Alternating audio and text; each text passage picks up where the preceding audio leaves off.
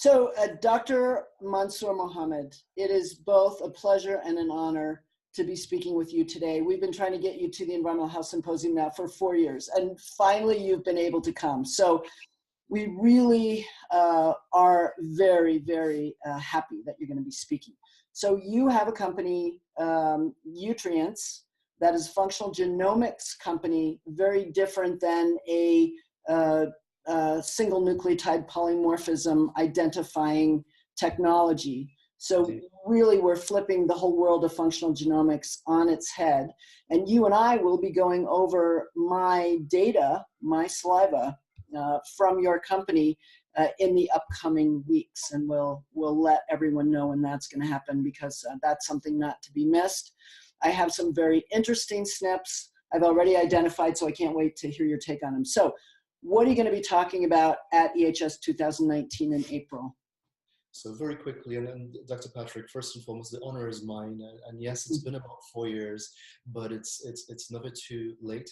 And I am absolutely thrilled. Several of your colleagues, Dr. Winnie Su, Dr. Avia, Dr. Kurnian, have been colleagues of mine, and I've been hearing about this conference and really eager to participate in it.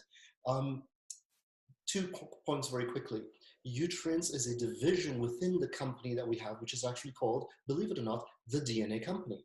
And yes, that name is actually available, and it's the name of our company, the DNA company. The theme of the DNA company, Dr.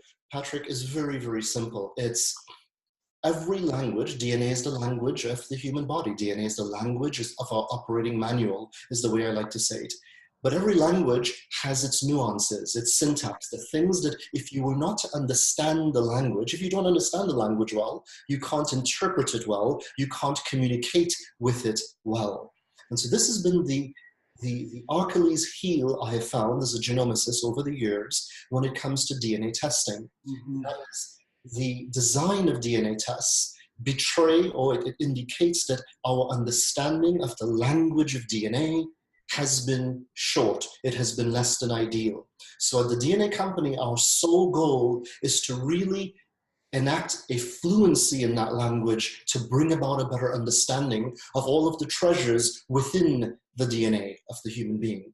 So you would say that our current understanding of utilizing SNP data to interpret, for example, ways that we are somewhat inhibited in our ability to detoxify has not been complete. Correct. And it's not that we don't understand genes. You know, we're currently at about a 20,000 gene count in terms of defining the genes. It's not that we don't understand where the SNPs are, single nucleotide polymorphisms within genes. We understand these things, but 2 things primarily have not come together for that complete fluency. The first of these 2 things is, unfortunately, and this is just the nature of this, what I call reductionist science. You know, there's a very reductionist approach to the way we've practiced science with the turn of the century.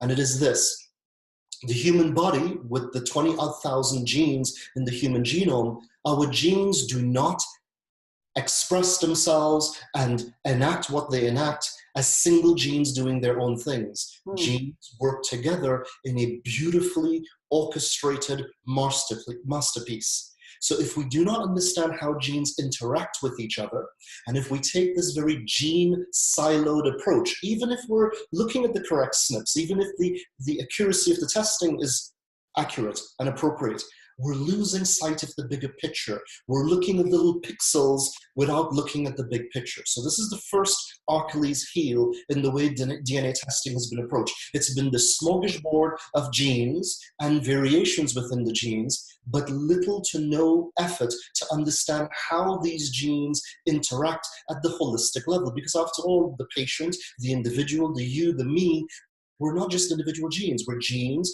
working in pathways, defining cellular functions, those cellular functions defining organal functions, and ultimately defining the whole human body. So this is the first thing that needs to change in genetic testing. We need to start moving from these gene-siloed testing to, yes, we need that, but we need to interact and we need to connect the dots so as to get a much more functional or pathway pathway complete understanding of the human body. This is the first.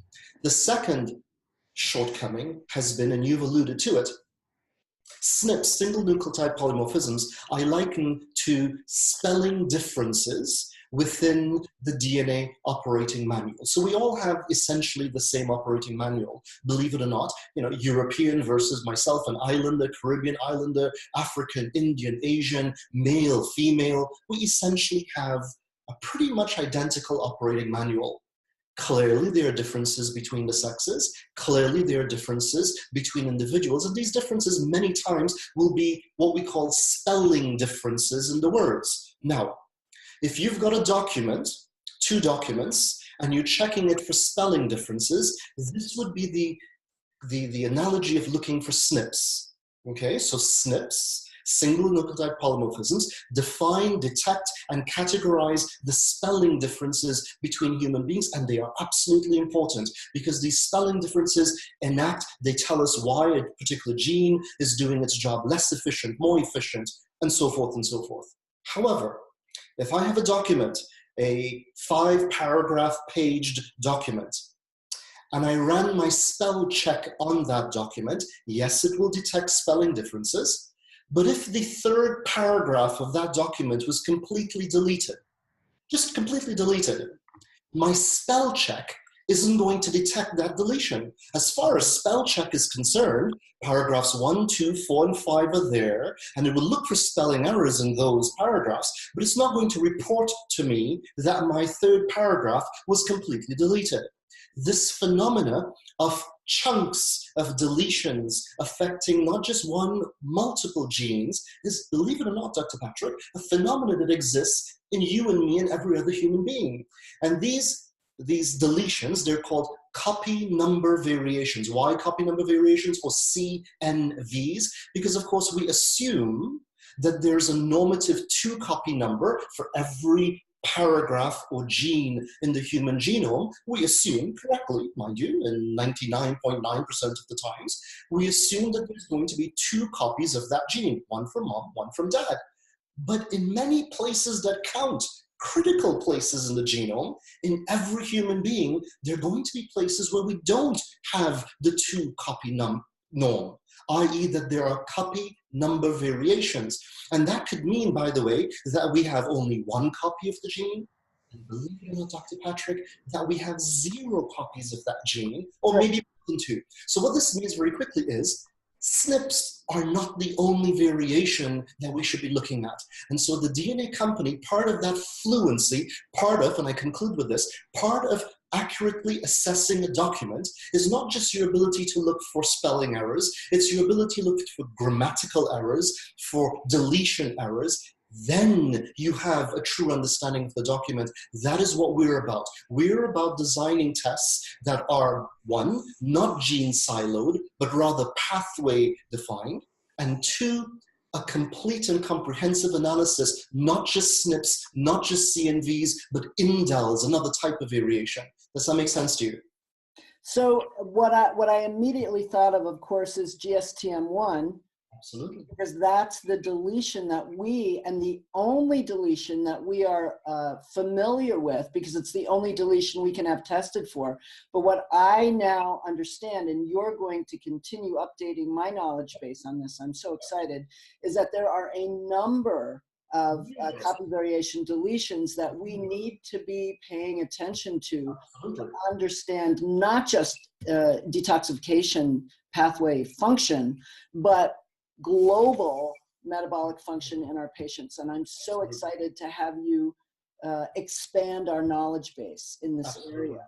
I'm also very excited, of course, personally and somewhat, for myself, I am very excited to learn about, my own test, and we'll be doing that webinar shortly, within the next few weeks. But I think that for those of us who really have been very limited in our knowledge of how to apply this genomic information to our patients, this is going to be a game changer. As I hope it will. And you know, if I might close, Dr.